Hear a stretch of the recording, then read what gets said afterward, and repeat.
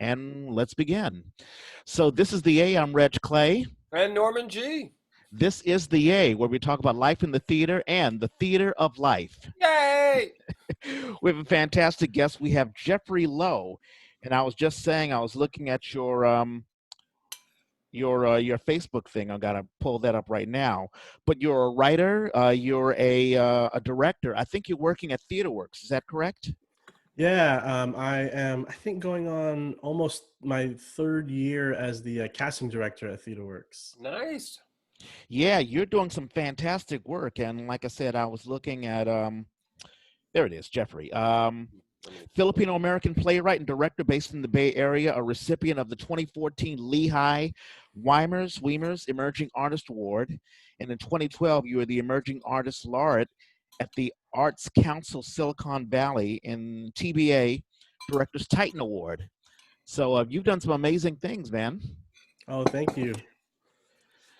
Well, we'll talk a little bit more about you, but as I begin every podcast, Norman, how was your week? And thank you so much for being on the podcast on Wednesday.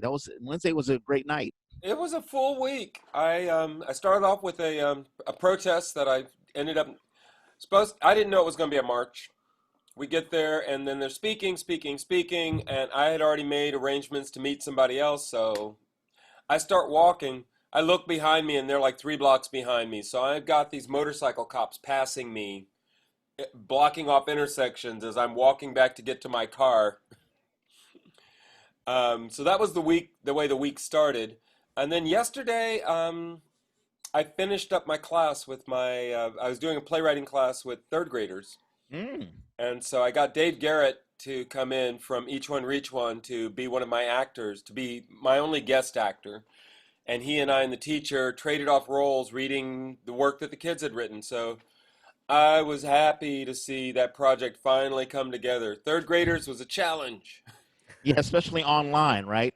Yeah, and then, but that was more, I saw what her challenge was more than for me. I'm trying to follow her lead, and I'm like, wow, these kids they're laying in bed, they've got their little avatars up, they're not, it was a challenge. I was happy to do it and happy to get a message from her right afterwards saying, this was great, let's debrief and plan again for the fall. And I'm like, okay, sure. No, it's And then, fantastic. Go ahead. then we finished the evening with a jam session here. Mara got a bunch of guys who play a lot of New Orleans stuff to come out, and so it was a bunch of horns and drums, and it was gorgeous, and there were 4 of us watching.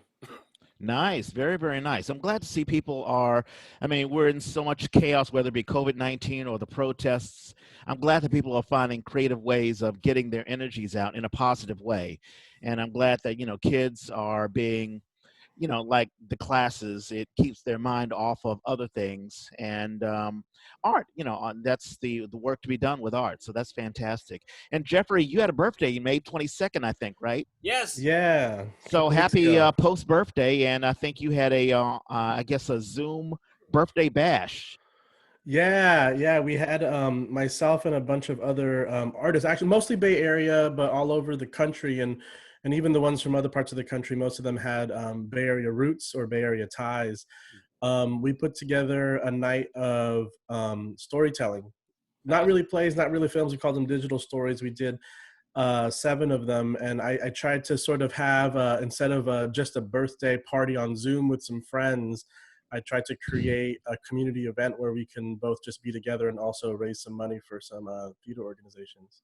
That's fantastic. That's wonderful. I think one of my best friends and a great artist, Radhika Rao, was a part of that. Yeah. Small world, small world. I'm always amazed every time I meet someone new. They know someone that I know. So that's how it's a wonderful tapestry that of Bay Area theater.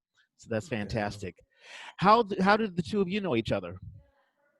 We've met at different things, like Theater Bay Area conferences and through mutual friends. I meant you and Norman. Oh, Norman and I. We have not. I don't know that we've officially met. Oh, okay. I've said when Leslie Martinson, the esteemed Leslie Martinson, was the casting director at TheaterWorks. I was her assistant, and I've watched you audition a few times. Ah. Yeah. Awesome. That's fantastic. we can jump into some current events. I mean, there's really, I think, maybe 2 or 3 major current events going on. Anything happened this week? Oh Yeah, right, boy. exactly. Are you amazed? I'll ask the both of you. Are you amazed that the protests are still going on? I mean, by now, I'm used to the protests, whether it be Ahmaud Arbery or, George Floyd. But Right. this has been going on for a while now. I mean, and it's worldwide. I mean, I'm a little amazed that it's gone on for such a long time. Or is it just, the last domino where it's I mean, how are you guys what's your take on, I guess, the protests and how long it's been and how I think that widespread it's last thing you been? said, I think we didn't deal with it when, Ferguson happened. We didn't really deal with it. It bubbled up. There was some adjustment, some change. Definitely affected the election back then. But then it just sort of quieted down and everything became all about Trump. And so when this popped up again, it felt like people had all that energy just ready. Yeah, Mm. yeah, I think so. Jeffrey, do you have any comments or do you have any thoughts about what's been going on? Yeah, similarly to what Norman was saying, I forgot what it was. I was listening to an interview somewhere, and someone made a point that I thought was poignant, where Ferguson made it so a lot of folks who were not already educated or aware of the systemic problems that we were having made them listen and made them start to learn, and that felt like the step that they were taking. And when the any changes that happened weren't enough or weren't present, this time it's the next step where now the education or the first permeation in people's minds happened with Ferguson, and now it's the next step. Now we're going to go even further with it, and I think maybe that's why it's going longer. I think in some ways, with COVID-19, the other problem that we have, a lot of people's energy and emotions are sort of all ready to be expelled somewhere as well. So I think that a lot of folks were ready to mobilize and fight the good fight. Yeah, yeah, I think so. I think with COVID-19, with everyone staying inside their homes, I mean, this has sort of been like, I imagine, like you take a Coke bottle, shake it up, Mm. all of a sudden, the minute the cap just comes a little bit off, boom, it just goes. I think that's how a lot of people are feeling emotionally. I was listening to a Joe Rogan podcast, and he was talking about he was more focused on the rioters instead of the actual protests. And I feel he sort of missed the point that yes, it's bad to have rioters and it's bad to have stores, burned down or looting or whatever. But this is really just a aftermath. It's a byproduct of systematic, excuse me, police violence. But what's interesting is there's some DAs who are actually prosecuting the police. Like there were a couple of I saw a police knock down a 75-year-old man. Oh yeah, I think I we saw all that. saw that. Yeah, we saw that video, and the DAs is not saying, hey, we are in line with the police. They're saying, we're going to start prosecuting the police. So maybe a change will come. Who knows? We'll see. I was also Well, shocked but did that you see with that story that the whole it's an emergency response team. They all quit. wow, Yeah, yeah, there you go. and Um, it's funny because most of the response I've seen online have been, "Yay, get some new people in them, train them right." Exactly, Mm. exactly. And that's one of the things that we talked about on that podcast, Black in the Bay, where Dwight Moore talked about what's happening in field training, officers training in the academy, where you get the bad behavior. So, for those who would like to revisit that or take a look at that, you should. But also Trump, I mean, the White House and the fence. My goodness, I mean, if I wrote a script of that, no one would believe it. I Right. mean, it is so dystopian. People would have thought you were being mean to him by making a joke about him putting up a wall. Yeah, yeah. It's just, Jeffrey, let me ask you this question just about Trump in general. I mean, are you optimistic about 2020? I don't know your affiliations at all, but how are you living in the age of Trump? It's stressful. I don't like it. I don't like it. I don't I don't like being affiliated with a country where I'm embarrassed by my leadership on a constant basis. In terms of am I optimistic about 2020? Yes and no. I think that 2016 we were all not all of us, but a lot of us didn't think this was possible. I was one of them. I thought that there was no way that, when we were still in the primaries in 2016, it was between Hillary and Bernie. I knew that Bernie seemed much more left than Hillary, and a lot more like he had ideas that felt more radical than Hillary. And a part of me thought, if it's going to be Trump, it might as well be Bernie, because there's no way Trump's winning. And so I myself Right. was fooled by this. And so I'm trying not to be optimistic because I was fooled in 2016, but at the same time, I think that so many of us, hopefully, realize that we were fooled. So a lot of folks that didn't vote because they had um, whatever qualms they had with both candidates, or they thought that their vote wasn't going to matter. I hope that all those folks who thought that this was impossible will now be activated to actually go out and vote, so we could have a more full election where folks are it's representative, where the people elected are more representative of who we actually want to be in offices, because this is a problem. Right. Yeah, I think a lot of people are saying that, and I think a lot of people are a lot more awake than beforehand. I mean, one of the, if I could say a positive thing about the Trump presidency, it's awakened up a lot of people. I mean, there have been so much change that has happened as a response to the counterbalance to Trump, Yeah. like the emergence of Stacey Abrams and AOC, and so many activists getting involved. And I've seen a bunch of polls saying that Biden is in the lead. Of course, there were polls in 2016 that said Right. Hillary was in the lead. But I think, the papers are saying that it's very unlikely that what will happen in 2016 will happen again in 2020. And Trump is just shooting himself in the foot left and right. So I'm a little bit more optimistic. How do you feel about Biden? I mean, there are a lot of folks who are they feel that Biden is just the same old, very established. But I think we any want thoughts, very. both of I you? think we want very established at this point. Yeah, yeah, I hope we do.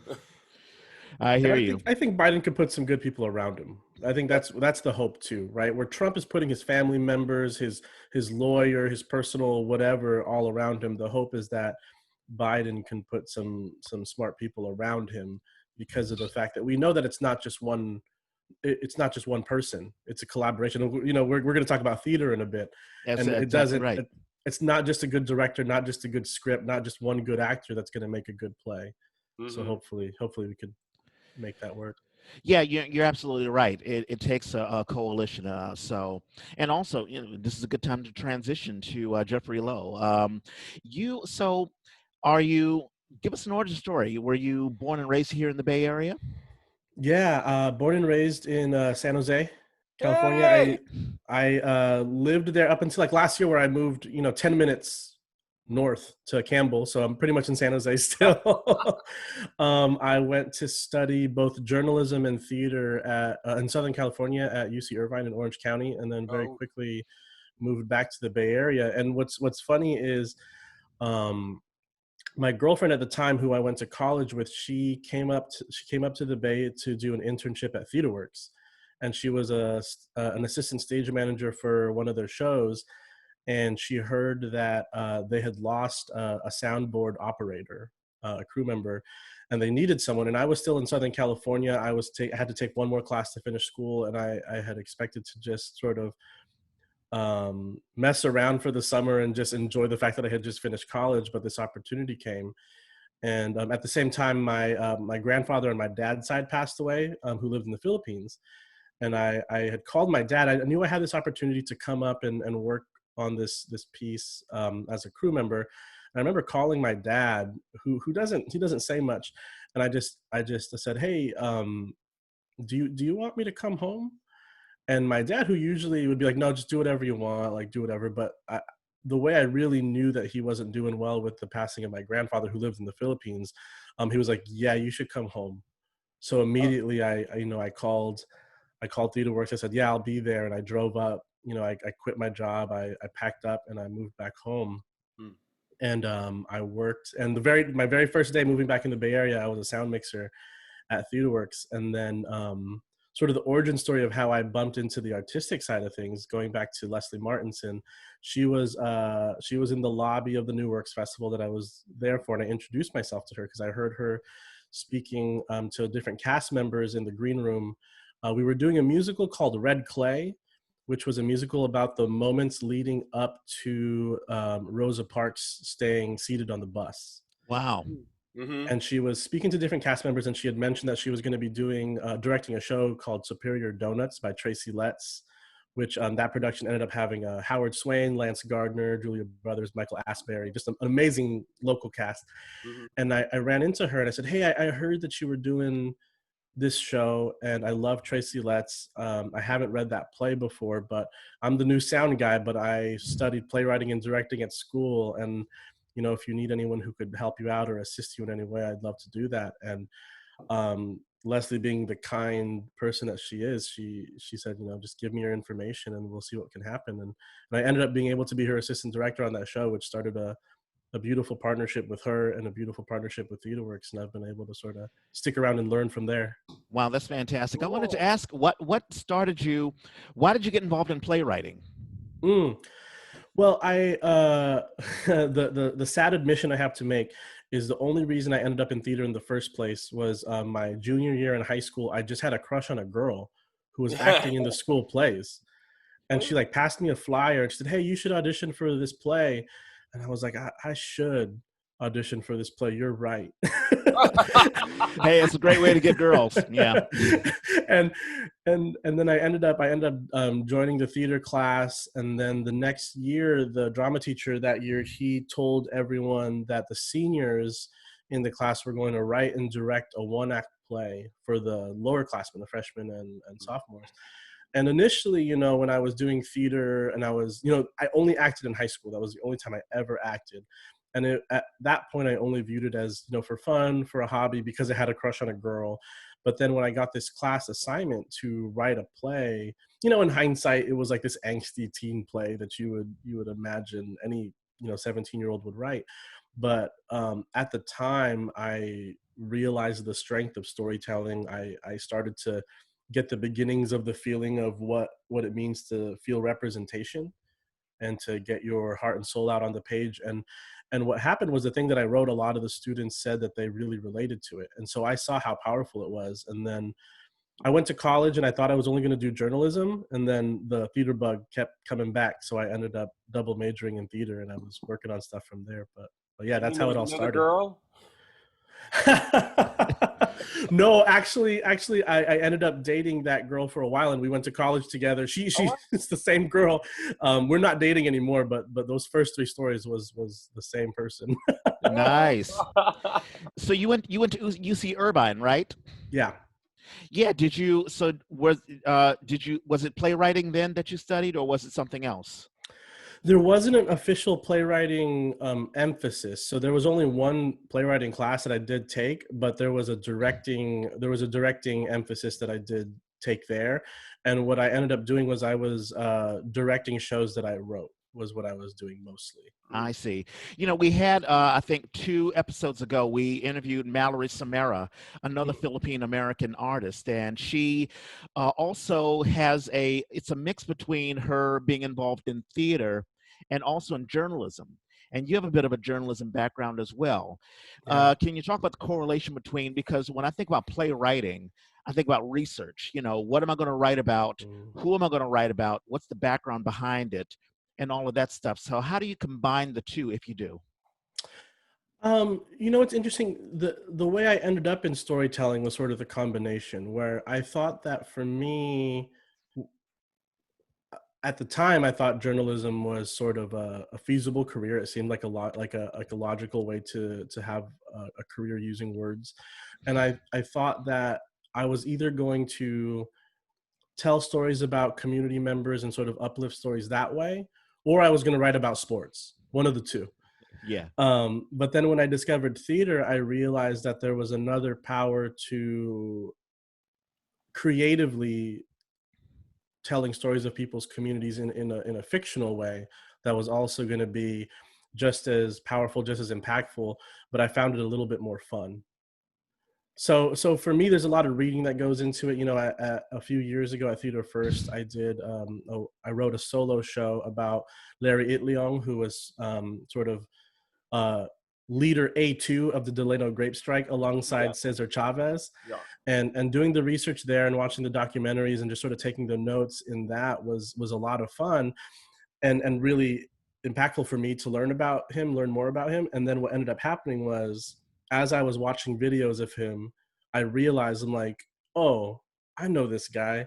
This guy is a bunch of drunk Filipino uncles in a garage playing cards and, just Right. doing whatever. So then I was able to tap into that knowledge that I had on the personality end of things. And then when I wrote the play, it was just a lot of fun.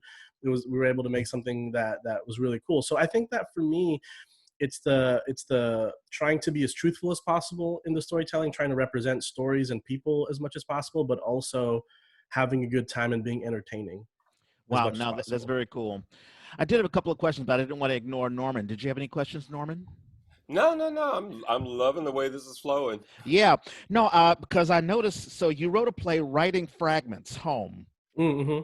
and it was a finalist for the Bay Area Playwrights Conference, and it was semi-finalist for the O'Neill Playwrights Conference. I'm interested. What is the play Oh, about?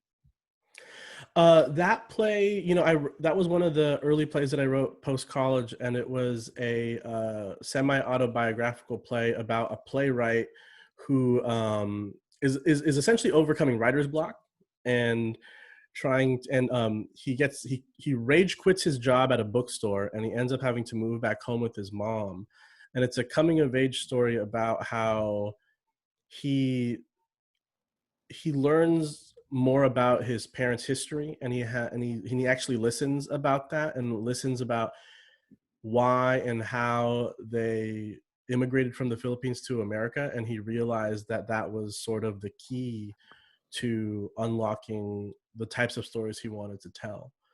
And sort of the fun theatrical bit to it is what ends up happening is, as we're watching the play, you see him writing in his journal, and then these two other actors appear magically, and they're the characters that he's writing. Hmm. And that doesn't seem that crazy, so the audience is watching and you just sort of see actively what he's writing. And then his mom comes in to the house from work, and then the whole bit is she sees these people, huh. that she sees these actors, and she's like, who are these people? Did you offer them a drink? Like, Oh, you wow. want a So glass of water or she something? sees the characters that the artist is creating, or the Yeah, and she starts yeah. to give them notes and stuff like that. Mhm. And then she starts to see that, the playwright is pretending to write a version of himself. And she's like, that guy doesn't look like you. He's too handsome. That's funny. Oh, No, no, it's very cool. I was thinking as you were talking about this, we also interviewed Conrad Panganaban. love him. Yeah, Conrad's fantastic, and also Jeannie Baroga. Oh, And I've also OG. Hi, I just talked to her yesterday, actually. Oh, hi, Jeannie. How's Jeannie doing? Jeannie's good, and talk. I'd mentioned about trying to bring her back in for the Yay, so we can try and figure out a time for that. That'd be great. Third time will be the charm for her. Well, But I we're was getting ready to. She and I are getting ready to do a thing with Cats. They do a podcast, and they're going to interview us about that intersection between the black and Filipino. hmm Mm. I Jeannie thinks that I'm like some expert on this, and I'm like, I worked on Buffalo. That was, and I learned a lot about that history, which hmm was great. But it was in the process more than anything else. Like when you mentioned, the Delanos, I was like, I didn't know the guy's name. I just knew that Filipinos were a huge part of that, and that's been my education in the Bay Area. Is you keep thinking these little brown Asians, who are they? And you find out that they've been here, on the West Coast the whole time. They've Mm-hmm. been very involved, from sea shipping times to now, and they've been involved in so many of the things that have been happening, and people are just so unaware. And I'm like, I love that you find a way to tell the story that is very contemporary, will resonate with an audience, but give them that knowledge. Mm-hmm. Mm-hmm. Yeah, and I will say, just having worked with at Bendel-Stiff, and also just I don't know, throughout my life, especially being here in the Bay Area, the Philippine American community has been so warm to me as a Black person. I've never felt strange or weird, or that I had to sort of it was it's never superficial. And I don't want to stereotype Philippine Americans, but I feel a sense of warmth. And especially now in 2020, where you don't know, does anyone really understand how I feel as a Black person? I've never really had to worry about that with the individuals that I've worked with within the Philippine especially the Philippine theater community. It's Hmm. amazing. So that is awesome. You've worked with the Oregon Shakespeare Festival, the San Jose Repertory Company. You're a member of Ferocious Lotus. I think. Are you still a member of Ferocious Lotus? Yeah, yeah. Still, their new artistic director Mei Liang, who's doing amazing things, just sort of regrouping during the pandemic and seeing how the company wants to restructure and redefine itself and redefine the mission, which is going to be really amazing. So, I'm really proud to still be a part of the group and see where that keeps going. Yeah, no, that's fantastic. I was going to ask, if what, I guess the group that you connect with. But also had a question because we have a lot of writers who listen to the Yay. Lynn Aylward, I've had writers come on from the Playwright Center for San Francisco and from Mhm. Play Cafe, and there are a lot of budding writers who, I guess, want advice, especially. And I'm one of them because I consider myself a budding young writer. How do you find different voices? How do you avoid having each character sound the same? Mm. How do you differentiate? I mean, what's your opinion on that? Uh, I just have to keep reminding myself because I think that in most first drafts, almost every character ends up sounding like a version of myself. you know, I think that for it's for me, I've found it helpful if there's certain. I remind myself that there are certain things that I, as a human being, or any of the friends that I have, they have some sort of, I don't know if it's vocal tick is not really the right word, but there's like favorite phrases, favorite words. And if you sort of lean into what those things are for each character, the way you would, if the way an actor would be like, this hat that I'm wearing really defines me, or this pair of glasses, I'm going to lean into these glasses, or I'm going to lean into the way my character walks and see how that sort of affects every other part of the character. I think that those sort of things are also helpful for a writer to keep in mind in terms of how a a character manifests itself. No, yeah, that's very cool. And I think listening to other people and really getting out, and I find for myself, the more people, especially diverse people that I listen to, I can pick up on characters. And I think, Mm. what you're saying is exactly right. What are the ticks and all of that sort of stuff. What is your writing process? I mean, how do you do like an outline first, or is it more spontaneous? I mean, how do Mm. what is your writing process? Uh, more often than not, the process usually goes with I come up with an idea, like a question, something that sort of piques my interest, or a situation that piques my interest, and I sort of ruminate in my mind about it before I decide that that's a play. And more often than not, the two things that come to mind first are the beginning of the play and the end of the play. And figuring out how I get from point A to point B is sort of the journey. The thing that I try to remind myself in the way that I actually became a little bit more productive as a writer is I had to remind myself to stop editing myself during the first draft.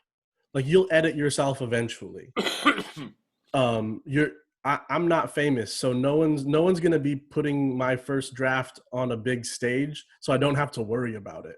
You know what I mean? Mm. So for me, it's like, okay, if I know how I want to get to the end, or if I know roughly where this wants to go, I just need to get there, and then I'll get to a group of friends, and we'll read the play, and then we'll fix it after the fact. And make Yeah, sure you have good friends that won't judge that first draft because it's always bad. I wish yeah. more people would do that. It's definitely something that I love whenever I'm teaching playwriting classes to push. Just get the ideas on the page. Just Yeah. get it on the page. If you Hmm. get it on the page, you can go back and fix it. But if you don't Hmm. have anything on the page, there's nothing to fix. It's a live document. Tony Kushner still rewrites Angels in America every time it gets produced at a big theater. Interesting. I didn't know that. Yeah. Yeah, I was talking to Jeannie, and Jeannie had told me that there are times where she begins writing. She doesn't know when it's going to end. She doesn't know what the ending is going to be, Right. Mm. but she's just going to write it and just see where it goes from there. And there are some folks who are like, well, I don't know how it's going to end, so I have to think about it and all that sort of stuff. And you can really delay yourself. Yeah. Um, You get stuck. right. Which is a big problem. So no, that's a very good point. How many readings do you usually go through, Jeffrey? I mean, do you have like one state reading or two or three before it goes to production? I mean, again, I'm not Rajiv Joseph or any of these folks who have people lined up to do their work. So it could be years, you know. And I would say maybe I'll do three to five readings of a piece before I move on to the next one. Like, it doesn't necessarily mean that my play got a production, and I will still share that piece with other theaters. But, for the first 3 to 5 readings, I'm actively the one who's pushing the development, pushing the readings, inviting people over to do it. And then after the fact, I'll share it with the theater. And if a theater is interested in doing a reading or doing a workshop or doing a production, then I'll put that hat back on and I'll jump into it Yeah. and put myself back in that world. I had a question for you, Norman. I mean, you work with a lot of budding young playwrights, through your work, whether it be kids or whatever. And I think I may have asked you this An before, actor, but I yeah. guess, since we're doing the video thing, a lot of people are rediscovering the yay. But what are the common mistakes? I mean, as an actor, if I look at a play and I'm focusing on, what is the objective? What is the objective of my character? What do I want? And a lot of your budding young playwrights, I think mistake is made is that they're one-dimensional, or they don't really have an objective or something that they absolutely want. I feel lucky. Because I do get to, like, I've got Playground, and I'll definitely shout it out at the end. The Best of Playground is going on right now, and we're going to be putting up shows 2 weeks. No, next weekend. We tech next week, and then we're up next weekend. And I'm directing some pieces. So I've gotten to work with, and the writer I'm working with for this piece is a younger writer. It's one of his first pieces. He's only been writing for maybe a year or so. Um, so I was going to say, I feel fortunate because I get to work with folks who are at that level where they're ready to have a director or ready to have actors mess with it. And that's not really the first draft stage. It is sometimes, but usually the writer's gotten a chance to really start to think some things through. That said, I find it's as varied as everybody. You get somebody who's just got some genius idea that they're subtly working out in the play, and you have to dig to kind of figure out what's going on. And then you get, and I've had this more than once, these plays where it's obvious, oh gosh, the white girlfriend is going to bring the black boyfriend home to meet the family. Oh Lord. Yeah. Where are we going with this? But I've been asked to direct it, and I'm like, okay, if you'd have put this in front of me and asked me, is this worth doing, I'd have tossed it. But I didn't get that option. I'm in as the director. What am I going to do? How can I honor this play? And so that's what I love, is I feel like then it's a conversation. I'm going to do my best to interpret the play. I'm going to ask you, the writer, if I'm on track or what I'm missing, if I'm missing something, so that can help you better put it on the page or recognize that people like me are going to miss it. And so there have been a number of times plays. There was a white girl, last year before. Yeah, I think it was 2 years ago. And she wrote this piece. Now, I didn't know who the writer was. So I read the piece, and I was like, oh, damn, it's a black family. This is going to be fun. I'm looking forward to this. Yeah. And this blonde, Southern California blonde comes in, and I'm like, oh, no. Oh, no. The play was wonderful. It was a little more in the Cosby, Huxtable world Mm-hmm. than the real world. A little, but it was, it was that style. Her style was solid. The humor was incredible. And the thing I always appreciate about black characters is, please make them like me.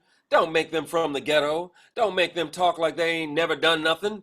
Oh my God. That's my How biggest about real complaint. people who grew up in the real world and, in an urban area, suburban area. I've been to college. What about those people? And she captured all that wonderfully. So the things that were obviously a little more Tyler Perry, and there were some moments, all came together in a way that worked.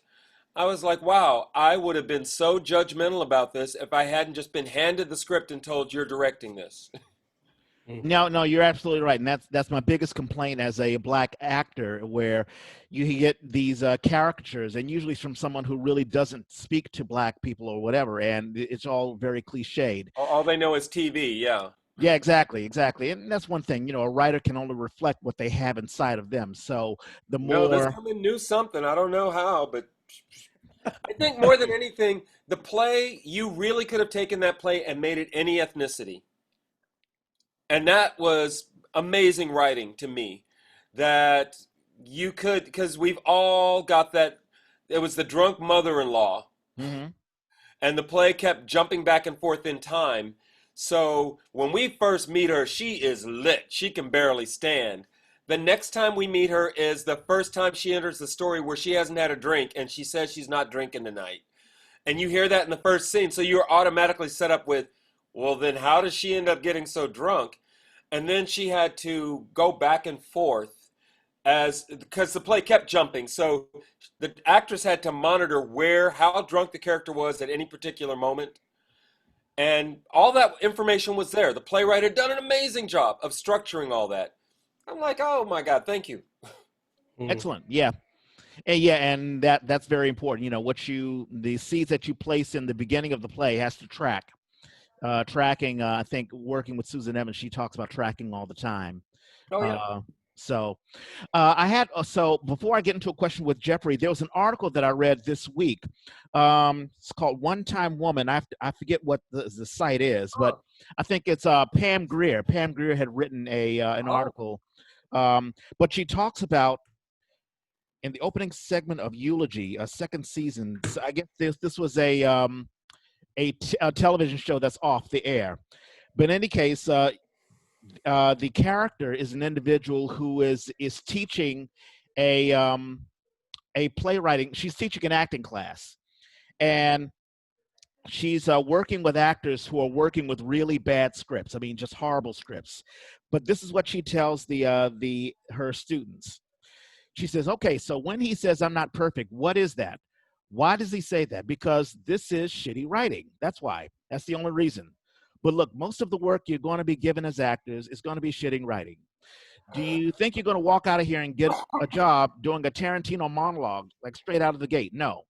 At best, 90% of the words you're going to read are going to suck, and have no real feeling behind it. Anyone can do a scene that's well written. The scene you're going to need I'm sorry, the skill you're going to need if you want to really work and get steady work, as steady as you can anyway, is to make shitty writing mean something, to mm. elevate the work. If you can take bad script and make it work, they'll keep hiring you. It's So, funny that she mentions Tarantino monologues though, because apparently he's famous for having actors just sort of find their thing. right, exactly. Usually the Tarantino monologues are just straight out of left air, but it gives a sense of realness. Like I think of the Tony Scott movie, Crimson Tide, where they're talking about Mobius and the Silver Surfer, where Oh, these guys in a submarine. But in any case, getting back to Jeffrey, do you work with actors? I mean, when or do you just, let's say if a play's been picked up and being produced, are you out of the scene, or do you work with the production part of it? You mean at yeah, TheaterWorks? Yeah, theater works. I guess I'm just asking, do you have the opportunity to work with the production when your piece is being produced, or basically Oh, to as just a say, writer. Oh, yes, okay. exactly, as a writer?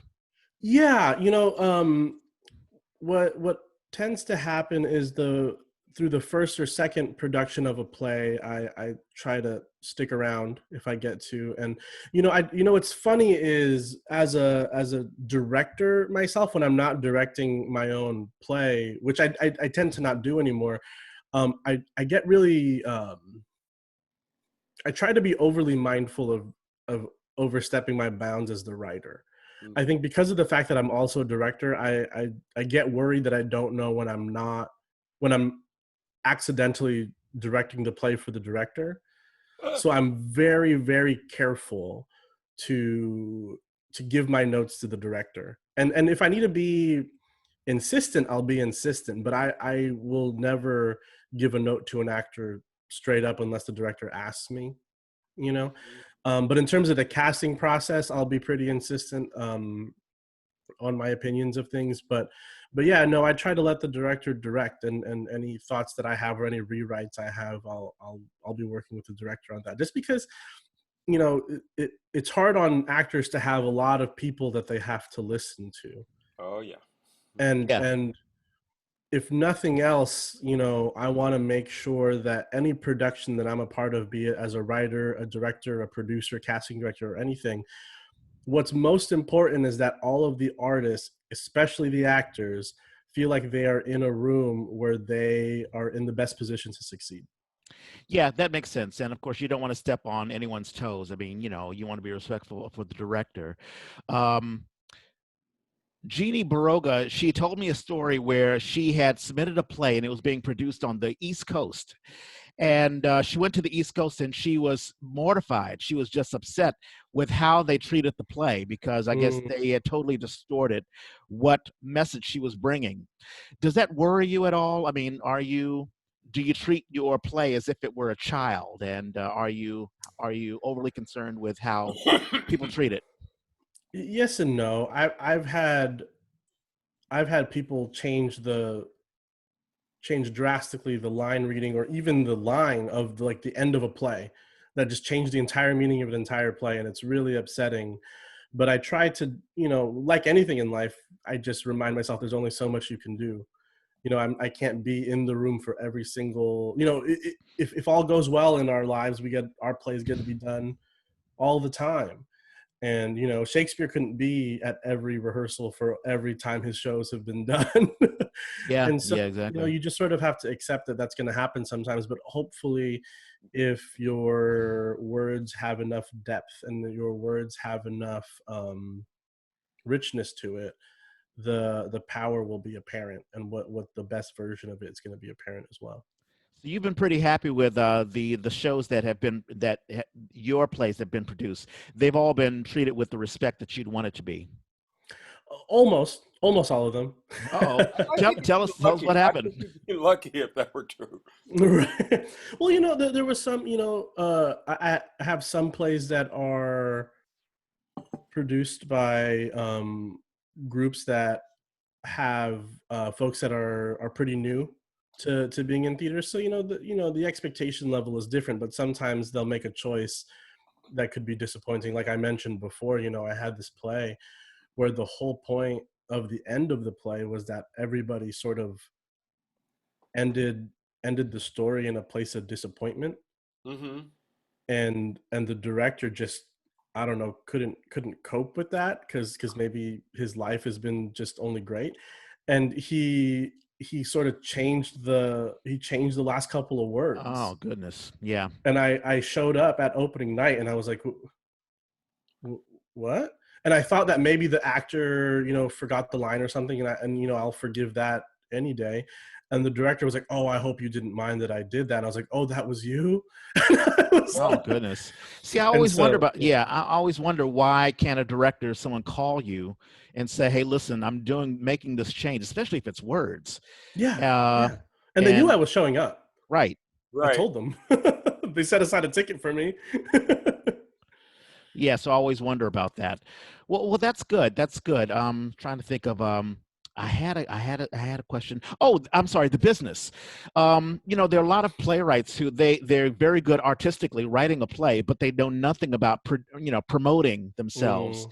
and the business. What can you tell us? Because you've won awards, you've been, you work with a lot of great companies.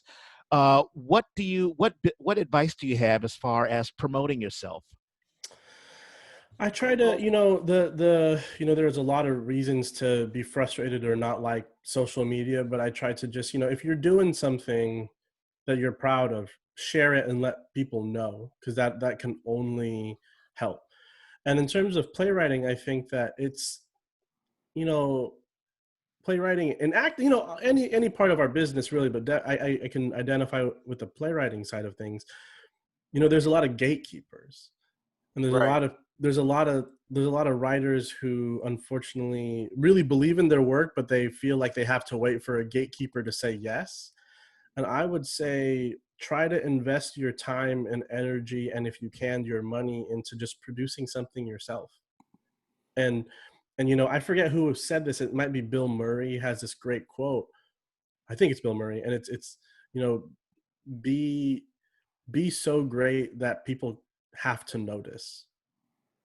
And I think for me, it's like when you're directing a play, when you're acting, when you're writing a piece that you've produced yourself, just keep doing it, and eventually, if the work is powerful, if the work is great, I think people will notice. I think people will know that something cool is going on. I mean, with my casting director hat, I've been at shows in, you know, being performed in a basement with like 30 audience members, and I'll sit there and I'll be like, oh, look at that one actor or that one actress, you know, that one person who's on stage just totally killing it. I need to know who that person is, Yeah, yeah, you know. yeah. Those are great moments. It's like, you know, you're like, wow, who is that individual and who is investing so much energy on your piece, even though it may be in just say a black box, you know, theater with only 30 folks or whatever. But you Yeah. really appreciate the actors who take your words and give it the meaning. Yeah, and I would say as a playwright, you know, you don't know who's going to be in the room. You know what I mean? You don't know, Mm, you don't know who's watching, who's that one person who just happened to stumble upon this sign that said "Come watch a play" and they walked in. You know what I mean? I right. think that, you know, looking at, like, you know, this is reaching to massive scales, but, you know, In the Heights started with Lin Manuel Miranda writing this at Emerson College, and Broadway producers heard that everyone was going wild about this musical at a college, and they showed up, and then it Mhm. ended up on Broadway. You know what I Wow. mean? Yeah. So just continue to do work you believe in and find ways to put it up that don't involve gatekeepers. Eventually you'll have to get a gatekeeper's attention, sure, but not right away, not in the beginning, you know. You could invite people, you know, COVID-19, there's that, but like you could eventually invite people to your garage and do a play. You know what I mean? Yeah. And if it's cool, people are going to notice. Those may be the first shows right now with everything shut down. It may be a Yeah. space that you can actually control and keep the numbers down. Yeah. Writers, be ready. Write those. Yeah. Now, Norman, I mean, this thing that you're going to be doing, directing, this is going to be purely video. Yep. Oh, yes. Yes, yes, yes. So my piece has three actors in it.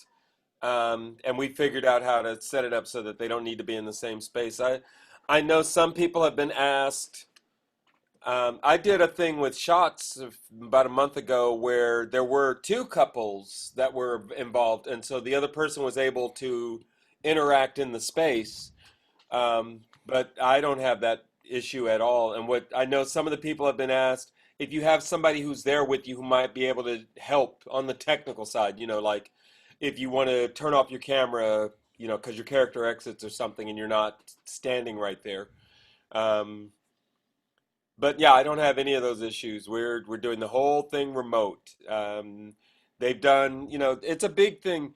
A playground always does. It does its regular season, the Monday night playground at Berkeley Rep, third Monday of the month, and then this is the culmination of that, the best from each of those nights, and then a couple of plays that were taken from the little short, the little 10-minute play, taken into a full length, and then a couple of pieces actually get fully produced. Okay. All Jeffrey, I was going to of ask you, that do is you, online this time. yeah, do you submit your pieces to certain agencies? Do you submit your pieces to outside of the Bay Area, or do you keep it within? No, I submit to any and all opportunities that I see that I think are appropriate. And, you know, sort of going back to the advice piece of it, I keep a spreadsheet on my computer where I could, you know, remember when the deadlines are and which plays I've submitted. So once they accept or reject me, I know what has already happened with the other plays, and I'm not just sending them the same things over and over again. Yeah, Try to be that's organized about it. yeah, that's very, very smart. One last question, because it's 11:20, so we're coming to the 1 hour mark. Where do you see yourself in the future? Do you want to? Do you, you know? Are you? Do you want to go to New York, LA? Do you want to write for film? Hmm. Where do you I see want yourself? to, you know, if I had my druthers, I'd be able to stick in the Bay. I'm born and raised here, love it here. Hopefully, you know, if these tech companies all decide to go remote permanently, our rent prices can go down. But, you know, I think for me, although I have had a great career as a freelance director, freelance writer, I think that for me the real power is in being an arts leader and arts administrator. So you know, I hope someday I get the chance to be an artistic director of a company. And, you know, talking about gatekeepers, I want to be able to be in the room where I could help make the decisions on which voices we get to uplift and which voices we get to put on our stage and which performers we get to do. So that's the hope in the future. You know, that's probably much further out, but fingers crossed on that. So you never thought about film or, let's say, YouTube channel? Not really. Well, I will say, you know, it's funny you should ask. You know, when we were talking about my birthday project that I had, what we did with those, we called those digital stories, and we had myself. I was one of the writers, and we had a bunch of other writers, and the only parameter that we had was these pieces have to be written taking place in the online world. So most of them took place on Zoom calls. So we didn't have to worry about stage directions. We didn't have to worry about anything because it was actually being recorded in the format that the world was taking place in. And it was a really cool thing. And it was really successful, and people were really taken by the intimacy of watching storytelling on about a Zoom call on a Zoom call. It was like just really strangely intimate, although digital, and it was built because of the necessity of shelter in place, but it's something that we found really interesting. And so in the immediate future, myself and a handful of these artists that we've been working with, we're gonna hope to release more of these digital stories every few months and try to make them a fundraiser for different organizations. I don't know if this is a video. I could send you a link to the digital story that I wrote and directed. It'd be cool if we could share Please. that. Please do. No, you were talking about a project. Is this the project you were talking about that you've been working on, or is there another one? Yeah. So the first big one happened. The first big one happened on May 22nd, on my birthday, and we're going to continue to do these. We're getting ready with some new ones written, and hopefully in the next month or so. It's called Our Digital Stories, which we just got the website. It's not running yet, but ourdigitalstories.org. We're going to be releasing.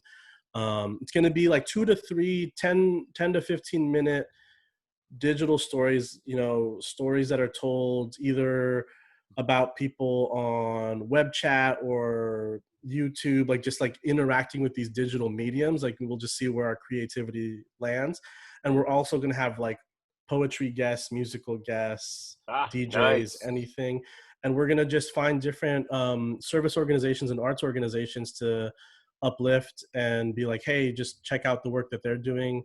We're going to provide these episodes for free, but if you have any means, here's the link. Please donate to these different organizations if you could support. So that's what we're hoping to do about once a month. At the very least, it helps get the word out about all those different places. Yeah, absolutely. Yeah, that would be fantastic. And if you give us the link, then we can push that out so that people can submit stuff to you. I may want to get into that as well because I have a bunch of one acts, and that would be a nice little medium. Yeah, absolutely. That. One last question before we get into. Well, and I want to ask go ahead. you, Rich. Yeah. What happened with your reading? It was fantastic. It was really, really good. Got very nice reception, and I think did I post it? If I hadn't posted it, I will post it. It went very well. There was some digital glitches. You know, one of the problems with Zoom is that the performance, if you want to call it that, is only as good as the bandwidth. And Right. the bandwidth can change with any one person. But no, it went very well. It's fascinating that even with COVID-19 and everyone sort of cooped up in their homes, Zoom and I guess performing, whether it be just a stage reading or whatever it is, it's become sort of a new medium. I mean, Bendlestiff Studios is doing it. Plethos, excuse me, is doing it. So it's fascinating how people are using Zoom, and Zoom is actually it's a nice little application that records, and you can move the screen around and all that sort of stuff. So it's this is judicial process. You said there were other pieces as well involved. It was just judicial process. I mean, I personally have other pieces. Yeah, there are some other pieces involved, but I only did the reading for judicial process because I wanted to hear it. But Town Hall Theater next year, they will be putting together judicial process plus a bunch of other pieces, which are adaptations of Bertolt Brecht. Sure. In one series of one act. So that's something that Susan Evans is doing. So I'm excited about that. So we'll see how that goes in the future. Do they already have all the pieces? Well, Scott Munson is submitting some stuff. I think there's some other writers who are, taking adaptations of Brecht and submitting it. So that'll be cool. For those who don't know, Bertolt Brecht in 1938, he wrote a series of one acts warning people about Adolf Hitler. And in 1938, a lot of people didn't know just how bad Hitler was, just about life in Germany as the democracy is being transformed into fascism. And so the idea is that we take these pieces and talk about what's happening in the age of Trump. So that's what's basically been going on. One quick question for you, Jeffrey. As far as because I'm always thinking about business, and I'm sure other writers are thinking about business. What do you charge, or how do you negotiate? You being a writer with other groups or organizations, do you just listen to what they have to offer to you, or do you, this? I think the business part of it is something that a lot of artists need to understand. Mm. I'm pretty bad at it, really. I'm You're really just being bad at it. honest. I try to be just really nice, which isn't always great for talking about fees. I'm like, what do you have to offer? But at the very least, what I try to do is I ask theaters what they pay for other plays that aren't premieres, right? So like if they're gonna do, say, a production of, I don't know, like we're doing a Donald Margulies play before your play, and obviously it's not going to be Donald Margulies like world premiere or anything, just like Dinner with Friends, something that they've done many times.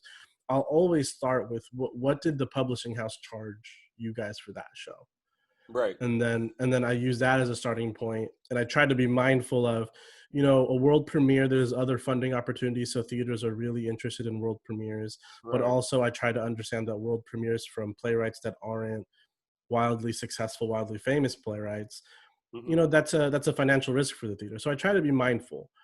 So I although I'm not good at it, the piece of advice I do say is I ask theaters what they get charged from publishing houses, because that gives you an idea of what they usually will budget for royalties, so you don't go too high or too low from there. Yeah, that makes a lot of sense. I always worry about young either writers or actors or directors or whatever getting lowballed. Basically, a company saying, "Oh, we're so excited about your piece, but we're a small company." I mean, Right. that does happen, but you don't want to be abused. So I think that's important. Yeah. I'd be curious. Are you familiar with the rolling world premiere concept, that Mm-hmm. model? Yeah. Do Yeah. you see? Does it seem useful?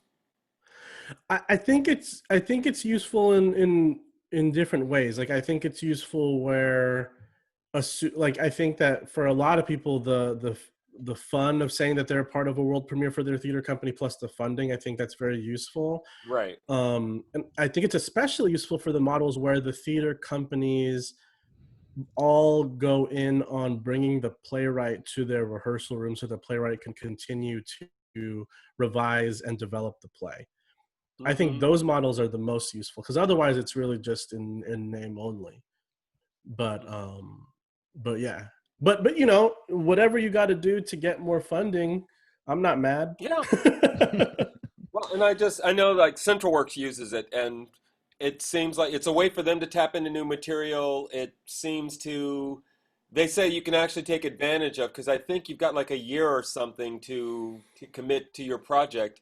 Yeah. And so if somebody else has already done it in Philadelphia, you can kind of pick up that press and go, this show that has already gotten Yeah. these raves. Yeah. It's not hurting anybody. I Yep, just anything that helps writers, because I know once your show has that world premiere, once somebody's put that label on it, it kind of goes on the shelf. Yeah, that second production's the hardest one to get, and Yeah, so that's that's a really good point, Norman. The rolling world premiere sort of ensures 3 or 4 productions for a play, right. and then it could only just go from there. Hopefully. Yeah. yeah, you're absolutely right. I think about my play. We had the world premiere, and now it's collecting a little bit of dust, but I'm still trying to push it, and also push other things that I'm writing. But it's always a struggle. But it's good to hear from you, and it's also good to hear from other writers, because other writers will say, "Okay, now I can, I'm not alone in the struggle." But Right. also I can, get advice. We heard from Nassim Badi last week, who is an Iranian, Iran. She's an Iranian writer. And so everyone is sort of there. One of the cool things about listening to writers, and it's great to have the yay and hear, people talk. But you get people's slice of life. You know, you get to the sense that people are, they're like, hey, I've got a story in me, or I've got a story that I've seen and I want to produce it. So it's helpful to, I get the sense that's why playwrights are playwrights. You know, like one last question I'll ask you, Jeffrey. What what message do you want to get out of all of your plays? When someone sees a Jeffrey Lowe Mm. play, what is the overall message, if there is a message? Is it just I don't know if you're a comedic writer or a dramatic writer, or like in the case of Lisa Kong, you know, she is more of a surrealist writer. Mm. But what when people see a Jeffrey Lowe play, what do they expect to get? You know, whether or not I'm writing dramatic or comedic, it sort of depends on the mood that I'm in, or the the piece that we're working on. But I think if I were to find a through line in any of them, I would hope that I'm exploring just really, and this sounds so broad, but I'm just really trying to encapsulate the human experience and the human spirit. You know, even pieces that I write that might be critiquing you know, the way the world is, the country, the systems, or people are, I think at the end of the day, the pieces that I write are going to be about people just trying to do their best, you Mm. know. And for me, I think that I hope that people can laugh or cry and then walk out of the theater feeling like they have a better understanding and more empathy towards anybody, but Mm. anybody, like whether or not they were those people on the stage. I hope that all the plays that I work on can create a little bit of understanding and interest in what other people might be going through in their lives that aren't necessarily you. Wow, there you go. Well, thank you so much, Jeffrey. Shout outs, Shout out. So, hey, birthdays. Jeffrey, if there's stuff that you know that you want to promote, right now we're going to talk about birthdays. So you got a couple of minutes to get anything together that you might want to talk about. But for me, it's this week coming up. We've got Sean Owens is somebody that I went to college with, and he's one of those. I went to San Francisco State as a transfer student. I wasn't happy about it. It was just where I was, so I went there. I got out and started doing theater, and I'd already been doing theater, so I just sort of blew, goodbye, all you people. I'm loving, here we are decades later, all these folks that have stayed involved and doing their thing and watching them grow and mature and evolve as artists. It's been great. Sean is a great example of it. Um, Melissa Clausen is somebody I just met a year or so ago through Play Cafe. And she is a fantastic actress who can just morph so easily between characters. I mean, with Play Cafe, we're reading those short scenes. So you get handed 10 pages and you are cold trying to come up with these characters. She always brings it. It's amazing. Anthony R. Miller runs, oh gosh, what are they called? Awesome Theater at the Piano Fight. He's one of the people who runs it. And, Piano Fight is great because this is a theater that says, hey, we are not trying to be a polite theater. Bring your beer in, bring your food in, cheer during the play, make noise. He loves that. And they've been making it work very successfully at Piano Fight. Ken Ingram is I met him as an actor. I would say more of a, I don't know, working class philosopher, martial artist. I always enjoy seeing his stuff on Facebook because he will get into the deepest conversations with people about what's happening on the street. So it's a nice juxtaposition. And we did one show together. It was called Lotto Mania, and it was with Central Works.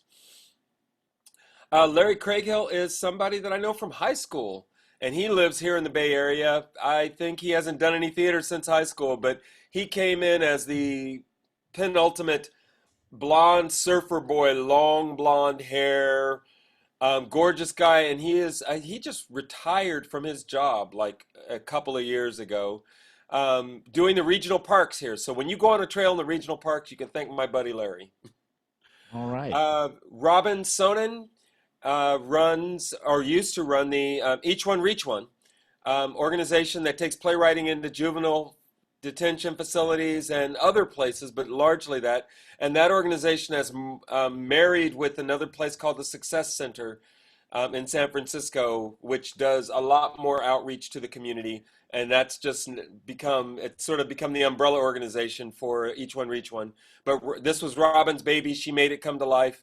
And I wouldn't know the stuff that I know about playwriting if it hadn't been through that experience. So Robin's birthday. A couple more. Jenny Orland, dear friend of mine who we met in high school. I really got the theater bug. She didn't. She's now a doctor. She lives here in Berkeley. Her birthday is this week. And somebody who's passed, and I don't want to mess up her name, Vita Garimani. Vita is the mother of Turanj, who runs Golden Thread Theater, Golden Thread Productions. And her mom was often involved in the shows and sometimes in them. And so it's always fun to see the family connection work on that level, because Turanj has got this amazing energy and this vision for how you can make Middle Eastern theater relevant here in the Bay Area. It's not hard to do, but it's always a surprise. It's one of the things I love about doing diverse theater. I don't have to give you a history lesson.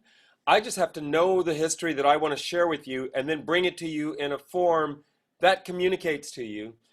And I think Golden Thread does that magnificently. So those are my birthday shout outs for the week. All right. Mine today, Sandra Weingart. Her birthday is today. I worked with Sandra. We did, it was one of the last things that I did with EastEnders Repertory Company. We did 100 years of sex acts. And she did a play called Prostitute and Client. And it was a really interesting, I mean, this is how wonderful Sandra is, but she had to act with her scene partner, but also interact with the audience where the play would break. And the actress would, go to the audience and say, so what do you think about the fact that, this man wants to make love with me without a condom? What do you think about that? And it was really, really engaging and very, very aggressive theater. And she was very good with that. And so her birthday is today. I want to honor her. Also today, Mark Dannenberg Hines. His birthday is also today. I'm not sure if he's acting anymore, but he was he acted in EastEnders, I think around 2004. And we did a play, Wonder of the World. And he was a wonderful comedic actor. And so his birthday is today. Oh, is that it? Yeah, I was surprised. It wasn't a big week. 9 months ago in history is probably not the big make it big time. Yeah, exactly. Not a sexy time. Yeah, go ahead and promote your show, Norman. So it's Playground's Best of Playground. There's a Playground page on Facebook. It will be done as a Facebook Live event, so you can click in there. If you check my page, I will post it on my page. When I get a discount code, I will share that with those who ask. I'm not just going to post it up, but if you ask about it, I'll make sure that I let people know. And so it's going to be an evening of shorts. Mine is called I'm Back, and it's that moment when Michael Jordan is at home plate. He's at bat, making the decision about whether he's going to stick with baseball or go back to basketball. Of course, we know how it ends, but the playwright has found a fun way to explore that moment. Oh, That's coming up next week. Saturday at 8 o'clock and Sunday at 5 p.m. Okay. So we'll promote it. I guess for those who want a link, you can contact Norman directly so that he doesn't have to post the link online and then everyone jumps in. I'm also involved in yet another play reading. I got a request a couple of days ago, and I think that'll be in the end of June. So I don't know a lot about it. So I don't even know what organization is involved, but I got the script. I'm reading it. It seems to be very interesting. It deals with race relations, and it seems to be very timely. So I'll promote that as it goes on, but it'll be at the end of June. That's it. Jeffrey, did you enjoy yourself? Had a great time. Any shout out, Jeffrey? With theater being different, a couple of shout outs that I wanted to make are for some folks a part of the theater community or not, but doing some different things. Actor Juan Amador on Fridays, he's also a DJ and doing this incredible DJ show, both on Instagram Live, but the best qualities on his Twitch channel, which is Think Beat Radio, and he is just playing just the best tunes from 80s, 90s to today, and just making everyone feel good. And the past couple of performances of his on Think Beat Radio on twitch.tv have been raising funds towards the Black Lives Matter movement. So please support him there. Another rapper, friend, actor, amazing person is David Morales, part of the Bay Area Theater Cypher. He goes by Ah, Dav at Active Peter Poet. Cipher, yeah. Yeah, and so if you can go on SoundCloud, Apple Music, any of those things and support his music, he's been doing some wonderful, wonderful work, and he was a part of my bench project. And then last but not least, fellow Filipino American theater artist Tasi Alabastro, who's been doing amazing, amazing work throughout the whole Bay Area theater scene, helping everybody learn how to put their things digitally and using things like Twitch and streaming and online broadcast software. He's been doing amazing work. So everyone, please send some love and support to Tasi, especially on his Twitch stream that he's doing 4 days a week, just having a good time. And he deserves a lot of support because a lot of folks have been the benefactor of his kindness and his skill set. So I want to give a shout out to him as well. Tasi is so amazing. He's so goofy, but he is so giving and supportive. He's wonderful. Absolutely. And yesterday he did a live stream with City Lights Theater Company, and he raised, I think, $500 for Colors of Change, which was awesome. Oh, right stuff. on. That's fantastic. Well, all right. Well, Jeffrey, thank you so much. You're still the casting director for TheaterWorks, is that right?